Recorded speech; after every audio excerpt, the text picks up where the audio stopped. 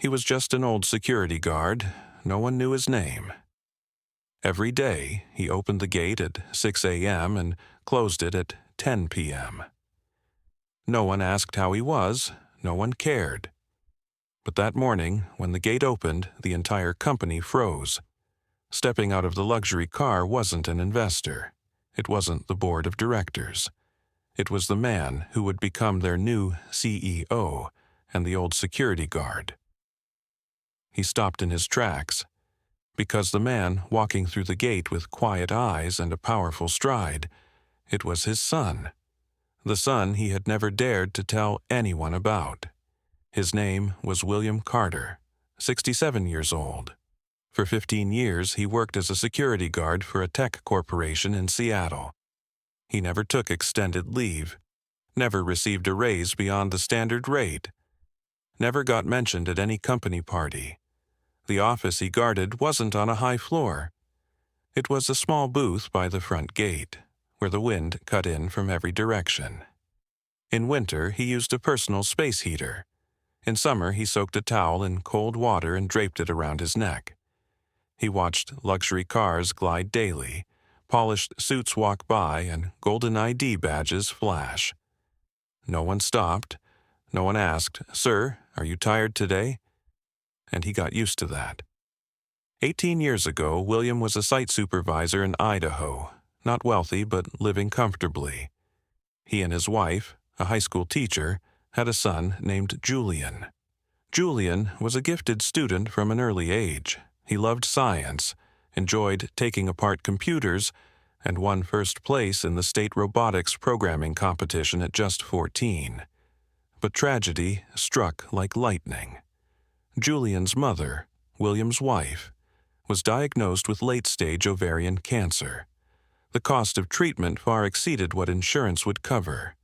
William sold the house, sold the car. In the end, he even took out a $40,000 loan under his name from an acquaintance just to give his wife a few more months. But she passed away on a winter morning, the hospital entrance buried in snow. At the funeral, 17-year-old Julian stood motionless, like a statue. He didn't cry. He didn't speak. That night, he left behind a short note.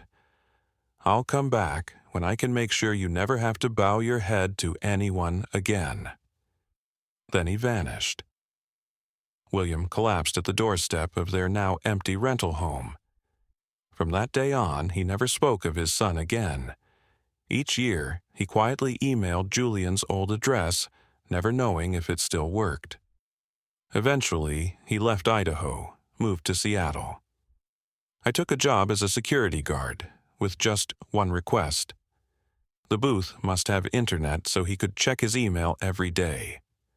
3 weeks after the former CEO was dismissed due to a financial scandal, an internal email was sent to all employees. "Welcome our new CEO, Julian Miles. Official introduction will take place at 9 a.m. tomorrow in the main lobby." The name made William freeze. Miles. It couldn't be. The next morning, employees crowded the hallways. Everyone whispered, "I heard he was a strategic advisor for 3 major European corporations. They say he's just in his 30s and already managing a $100 million fund." The elevator doors slid open. A young man stepped out. Gray suit, tall building, sharp eyes, but no smile. He walked straight ahead, didn't nod to anyone, glanced at his watch and said firmly, "I'm not here to make an impression. I'm here to make things right. And if anyone here was part of the old mistakes, consider stepping down before I have to ask you to." Silence fell across the entire lobby.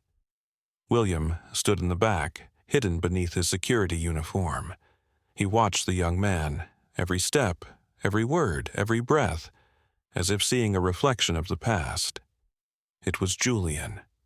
No longer the boy who used to untangle Ethernet cords behind the fridge. He is no longer the son who skipped school to take his mother to chemo. Now he was a stranger, standing before hundreds of people and walking past his father without a glance. William didn't speak. He didn't call out. He didn't follow. He simply stepped back. And that quiet, hollow step was the first crack in what would soon become a fractured story. Julian arrived at headquarters every morning at exactly 8:55. He was never late, never offbeat, never wasted a glance on anyone who wasn't part of his objective.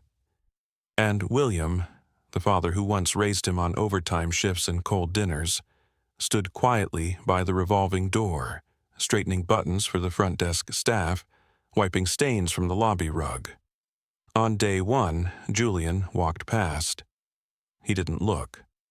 On day 2, William offered a faint smile.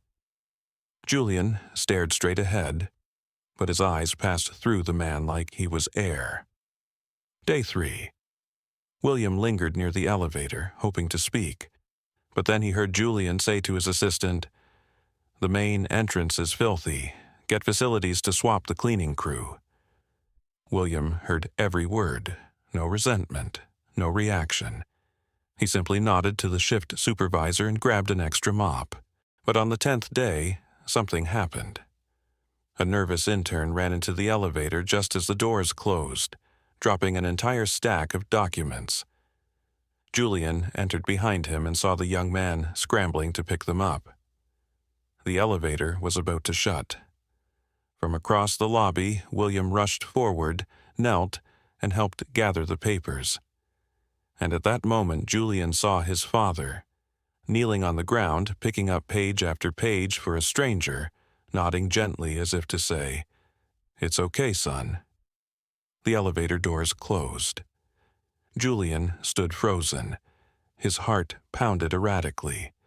For a few seconds, the image of a rainy night, his mother collapsing in pain, and his father carrying her on his back, running 3 miles to the hospital, came crashing back. And Julian staggered. No one noticed, no one asked. Only Julian knew that he felt fear for the first time. Not fear of failure or loss, but fear of facing the one person he owed more to than anyone else. Day 14. The company's internal bulletin broke the news. A janitor accidentally spilled coffee near the electrical system in the 6th floor conference room, tripping a circuit and crashing a $12 million investor pitch. The whole office shook with panic. Julian was summoned for an emergency meeting. The head of HR laid a report on his desk, speaking with a low voice. "It was Mr. William, shift 3. He's waiting outside. We need your decision." Julian froze. His throat tightened, his heart pounded, not from anger, but from something more challenging to name, like pain, resentment, and fear of himself. He gave a slight nod. Let him in. The door opened. William stepped in, still in his faded uniform, shirt slightly stained, hands folded in respectful submission. "I'm sorry, sir. I ruined the meeting." Julian didn't move. Every eye in the room turned to him, waiting. He would have fired them on the spot if it had been anyone else. A mistake that big, a loss that heavy, unforgivable. But now, the man standing before him was his father. William said nothing more, no excuses. He bowed his head, like he had 100 times before, while waiting for a supervisor to sign off his shift. Julian gripped the pen in his hand. His gaze flickered, and in his mind echoed a voice, the voice of a 12-year-old boy screaming across a schoolyard. "I hate you. You're just a worthless janitor." He had yelled that once after classmates laughed at him for having a father who came to school in a sanitation uniform. William had stood silent back then, too, and now he stood the same way. Waiting for judgment from the son, he once carried 3 miles on his shoulders just to make it to class on time. Julian's hands clenched. Then he spoke, with a voice colder than ice. "Leave." William flinched, nodded slightly, and turned to go. But just as he reached the door, Julian added, "I need an hour to review the security footage. If I see that you tried to hide anything, don't come back." William paused. "Yes, sir." The room was empty now, just Julian. He called the tech team, request, pull all surveillance footage from the 6th floor hallway, the conference room, and the electrical maintenance room from 6 a.m. to 10 a.m. He didn't know what he was looking for. Maybe evidence that his father had made a mistake, something to justify cutting ties. Or maybe proof of his father's innocence, something to justify his silence. The video began to play. 6:42 a.m. The hallway camera showed William pushing his janitor's cart, stopping at the corridor. A senior staff member, late, rushed past, bumping into him and knocking over a coffee cup. The lid popped off, and hot coffee splashed across the conference room door. William knelt to clean it. No one stopped to help. 7:01 a.m. William opened the conference room door, intending to wipe down the dried coffee stains with a damp cloth. Julian paused the screen. His father's hands trembled slightly, and his eyes glanced nervously at his watch, afraid of missing his scheduled shift. He switched to the electrical room feed. 7:03 a.m. William entered the room. Another technician, wearing a company logo jacket, was installing a new projector. He struggled with the wiring, his feet tangled, and he nearly lost his balance and fell backwards into the live breaker panel. And at that exact moment, William, the aging father, lunged forward and pulled him out of harm's way. But in doing so, his elbow accidentally struck the main switch. Click.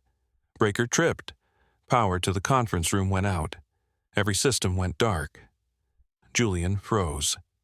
It wasn't a technical error. It wasn't carelessness. His father had saved someone's life, and for that he had silently borne the blame. Julian turned away from the screen. He said nothing, but tears fell, quiet and steady, like blood seeping from a wound hidden for 20 years. He sat there in the office's dim glow. His fingers tapped the desk, once, twice. Then he stood. He sprinted to the maintenance level, heading for the locker room where William usually changed. It was empty. He called the security desk. "Find Mr. William. Now, I don't care where he is. Bring him to me." Julian ran through the corridors. For the first time, he wasn't walking like a CEO, but like a son, lost in the very world of luxury he had built. The maintenance level was empty, no sign of William. He called the shift supervisor. Someone replied, "William submitted his resignation this morning. He said he didn't want to make things difficult for the company." Julian felt his chest tighten as if it were being crushed. He clenched his fist, voice trembling. "Has he left the building yet?" "No, sir. We last saw him packing up in the back storage room." Julian ran. His expensive leather shoes got dirty, his tailored trousers smudged, but he didn't stop. William was folding mop heads in the storage room, coiling old extension cords. Just like every day, quiet, methodical, humble. Julian came to a halt, breathing hard. He didn't know what to say. William turned and froze when he saw his son. The air grew still. They looked at each other, not as CEO and employee, but as father and son. Julian stepped closer. "You know what?" His voice cracked. "If you hadn't saved that technician, there might have been a funeral in this company today." William stayed silent. His eyes reddened, but he said nothing. Julian pulled out a letter, printed on thick paper, bearing the company's official seal. "You once told me everyone has value. They're just waiting to be seen at the right time. Well, today, everyone's going to see it." He handed the letter to William. William took it, his hand slightly trembling. The letter read, "Effective immediately, Mr. William Turner, For over 20 years of quiet dedication and an act of bravery without hesitation, is hereby honored as a lifetime distinguished employee of the McKellen Corporation. All staff are to rise when he enters a room, and he reserves the right to retire or remain. No one may judge him by the uniform he wears. William finished reading. His eyes welled up, not because of the paper, but because of his son's eyes, seeing him, truly, for the first time in 20 years, unfiltered by status or pride. A few hours later, in the company's main auditorium, all staff were gathered. On the screen, CCTV footage showed William saving the technician's life. The room was silent. Then, an eruption of applause. Julian stepped on stage, but he didn't take center stage. He stood to the side. The man who stepped forward to a 30-second standing ovation wore a maintenance uniform, and when the applause faded, William didn't give a grand speech. He just bowed his head, then turned to Julian and smiled softly. "I'm just a janitor, but this boy, he's what I've spent my life clearing a path for, so he'd have space to grow." Never judge someone by the job they do, because sometimes the one cleaning your floor might be clearing away the prejudice in your heart. If someone once helped you quietly, without recognition, please take a moment to remember them and say thank you. And if this story stirred something inside you, don't forget to hit subscribe, because we've got more stories like this to tell, stories that might just change the way we see the world.